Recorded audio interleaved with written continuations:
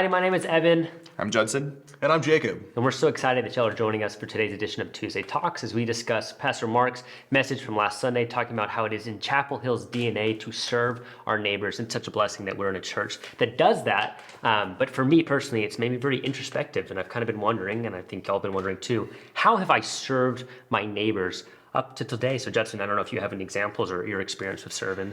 Yeah, I mean, I've been involved in some local outreach things that were more formal, and I've also done it personally in my life. I think it's one of those things where before I got married, before kids, I seemed to have a little more time to do that kind of thing, but I've always tried to carve out some time to do that, whether it's serving at the Tacoma Rescue Mission or whatever that might look like. Yeah, that's really cool. I think going on those lines, it takes intentionality. Oh, yeah. Like, no matter what, we're going to be busy in our lives, and something's going to be detracting. But to love our neighbors, we have to put aside something else. We have to put aside maybe our entertainment, or maybe stop going out to eat so much so you have some more money to give to others.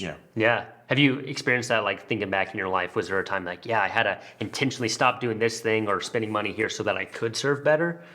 Yeah, so back in the 2008 recession, my parents were hit hard, but instead of cutting back how much we gave to the church, we decided we're going to eat rice and beans and bread, homemade bread, and that'll suffice because the church needs to keep on running while everyone else is in this time of crisis. The church needs to step up and help, and our money is going to help that. That's part of being a good neighbor and being a good community member is putting aside what you need to serve others. That's cool. That's really neat, and that you've had that example of growing up. Like, this is the legacy of faith that's performing the sacrificial. I know for me, I can definitely share kind of what Mark was sharing, the sentiment of, hey, when I'm done with work, like working in ministry, like I kind of don't have much in my tank left. I mean, I know it's been convicting for me. Like, obviously, I love to get to serve over here. We work with Tacoma Rescue Mission, get to do these meals and stuff like that. At churches I've worked in the past, mission trips. I love it. I love serving our neighbors in that way. But it's always felt like that's an on-the-clock habit. And so I'm not so intentional to get off the clock. And that's been convicting for me because, ministry is your life, right? It's this weird thing when you get into vocational ministry that, yes, ministry is part of what I do for my work, my labor that I get paid for. But it's not the end of it, and that's something, especially now, I'm young, just now starting in vocational ministry, that I want to curb that mentality early. Even though I've been around churches for a while, I don't want that to set in, that once I'm done with the work at the church or whatever my hours are, that I go home and don't. And honestly, right now, that's been something I've been struggling with.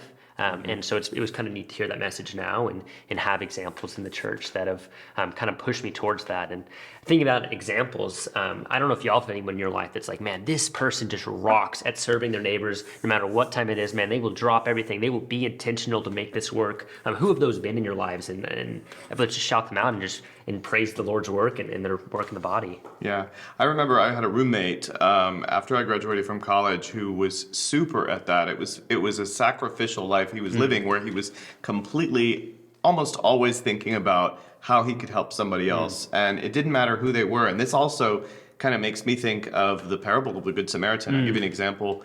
Not only would he, a lot of people do this now, but I had never seen anybody put together those bags of food or toiletries that he always had it in his car. Yeah. And he always would give it to somebody. I mean, he was always making those things, and it was kind of inspiring to see how he went through that. Yeah. And even our own literal neighbor, one time we lived in sort of a duplex, and this guy that lived next to us, he was the owner of a tow truck company, and he was always getting mad at us about where we parked our car because he didn't want to have his tow truck blocked. Sure. But my roommate I was getting mad, and I was thinking, maybe I should, I don't want to talk to him anymore. But he was always encouraging us to invite him in and talk to him and be his friend. Yeah. And I think he made a headway with that guy. That's super cool. Yeah. That's super, super cool. Anyone? Back when I was a child, there were a lot of people living nearby that were super hospitable to us. Yeah. And we don't get that a lot these days in like physical neighborhoods, but Like there was a lady across the street. Her name was Miss Amy. Great woman of faith in her 70s. And every day that Noah and I, my brother, wanted to, we'd just run across the street and go grab a Yoo-hoo out of her You that's a throwback. Chocolate drink. Like that level of hospitality. Yeah. Of just, hey, you can come in.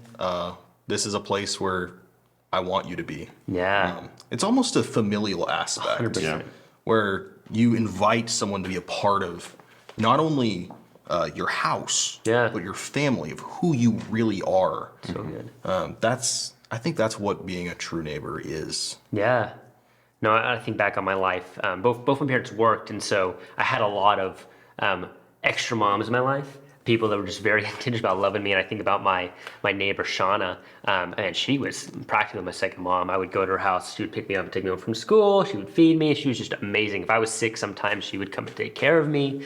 And you're right. It's that idea of family. Like I felt like Shauna's son. And she felt like my mother in a way she cared for me. So it was really neat. Also people I think in my life, I think of my youth pastor, Colby Engstrom, and just his intentionality in relations.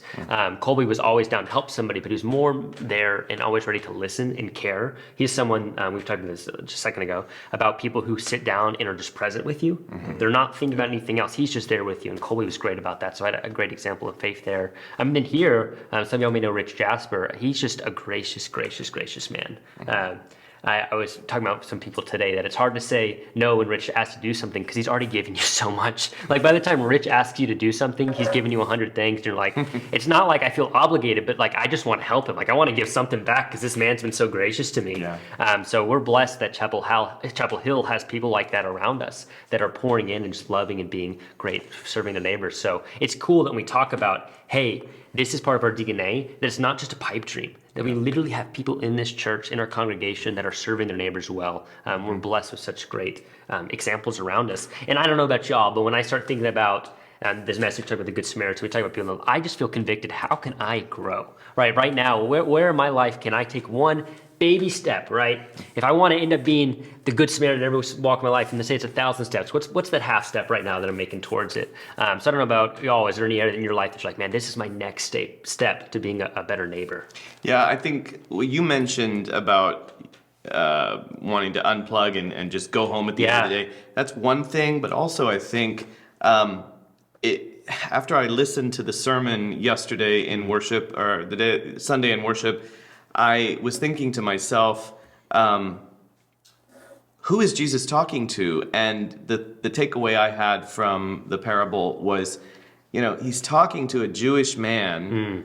He's talking about a Samaritan who helped the Jewish man. It wasn't the other way around. So, in other words, the person listening to the story was the one in need, and therefore go and do likewise. And it just made me think it doesn't matter. In God's kingdom, there are no enemies. There are no others. And so whether you're the one helping or whether you're the one in need and receiving help from someone that you have put in a box, it doesn't matter. And so I'm being convicted not to prioritize how I give, how I serve, how I love, how I help, but if anybody's in need, and that's hard, and for all the reasons that we can think of, I'm tired, I don't have time, I don't have the resources, but it really was convicting to me that I need to find ways to just sacrificially serve and love.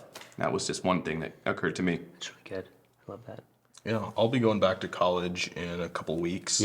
And every moment of every day is a mission opportunity there. You're constantly bombarded with people. You're working effectively 2 full-time jobs there with school, your classes. Like, you got so many people there around you that every one of them needs to be loved. And I'm just trying to mentally prepare myself to walk back into that crazy mission field.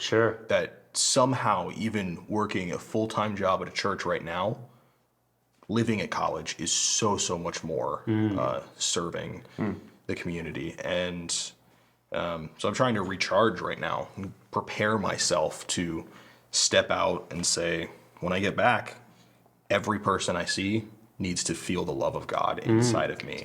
And that needs to start with me being a good neighbor. Man, That's so good. That's great. Yeah, man, I just love that sentiment, right? Like we are the example for Christ for people, and sometimes we're the only experience people have of Christ. I don't want this to be pressure, but yeah, you might be that one interaction they have, and that's just a reality. Like I need to be on what it means to be a good neighbor. I know for me personally, I think my ultimate goal is I want to be a great host. I think I'm in a stage of life where obviously it's harder for me to host. I'm usually the hosted, but this is a reality right now. I'm also not great at being hosted because I get home and I'm like, someone's want to do something social. I'm like, whew, I think I'm just gonna chill and look at the water. It's beautiful. Me and Jacob live in a really nice spot, so it's hard to leave the place. But I want to first kind of take the step right now and be a better hosted person, hosty. I don't know the proper terminology there, and just be able to say yes more. To stop putting my individual selfishness to want to hold my time and like I need my rest here, to actually just say, you know what, yeah, I can do that. I'd love to be in community with you. I'd love for you to host me, and there's so many people that just love and do that so well. And I think by doing that, I'm going to learn what a good host is, right? The reason school is the way you learn and then you do, right? And so obviously I think the Spirit can gift me in hosting if I really leaned in and trusted in faith. But I think right now I'm just kind of learning what it means to be hosted and allowing that to be done well for me, so that when I am in the stage of life where I'm that older figure in a person in a relationship with somebody, that I'm the person that knows how to host well, to make someone feel welcomed and expected and loved. And there's even a reality right now that even though I'm compared to some of our congregants, I'm the one that people are being hosted. We have so many youth that I can host. And so that's something that I'm really thinking about. And not just necessarily hosting at my house, but being in community with them. That whole idea, I mean, we're going back a few weeks now, but bringing back Be Like Bill. Like, how can I be in a place where someone feels valued, right? What is that thing in their life that they really do care about? Can I show up for an hour of my time and just be like, I'm here? Like I have all this stuff going on, but you're so important to me that I will take that time just to be there and just to see you and cheer you on and support you. Like that is such just a simple step I can take. So I don't know about y'all that are watching us online, join us online, but what is that one step? Is it be like Bill? Is it, hey, I want to set out and whether it's just one student, I want to support them really, really well. I want to be there where something's important to them and let them know someone cares about them, supports them.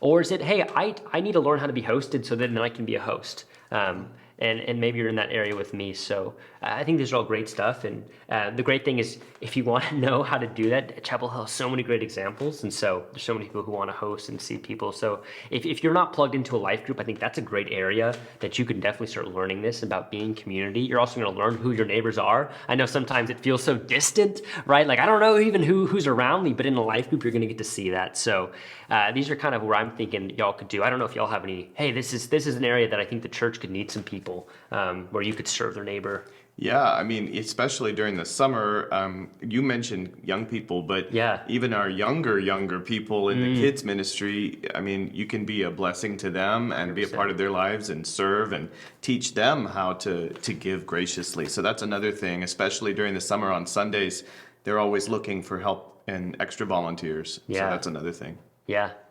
I think what Pastor Mark was talking about on Sunday of your physical neighbors, sure, who lives in your 100%. neighborhood, like, those are important too. Yeah. And for whatever reason, the past, I don't know, maybe 30 years, we've started neglecting our physical neighbors, but that's not what we're called to do as Christians.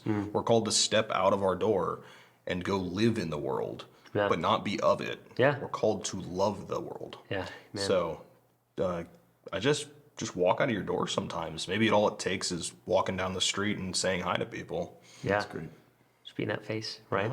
And it's, you don't know how much it means to someone just to like look them in the eyes, smile, say hi, like acknowledge they're real. I think sometimes people can feel like I'm non-existent because people just put in the AirPods and walk on by.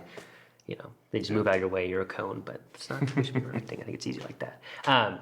Well, this was so great to talk to y'all. This was our last week in our series about Chapel Hill's DNA. So if you're new to Chapel Hill, I totally encourage you to go on our YouTube and check out the previous 9 weeks and get to really know what Chapel Hill is all about. It was a great series if you've never got to experience Chapel Hill, to really see what the DNA is. But please join us next week as we're going to start a new series. Services are at 9, which are classical service. If you like more quiet, more traditional service, that's the one for you. But if you're a more modern person, 10:30 is the service that we'd love to see you at. We'd love to connect with y'all. If not, y'all have a great week. Thank y'all so much.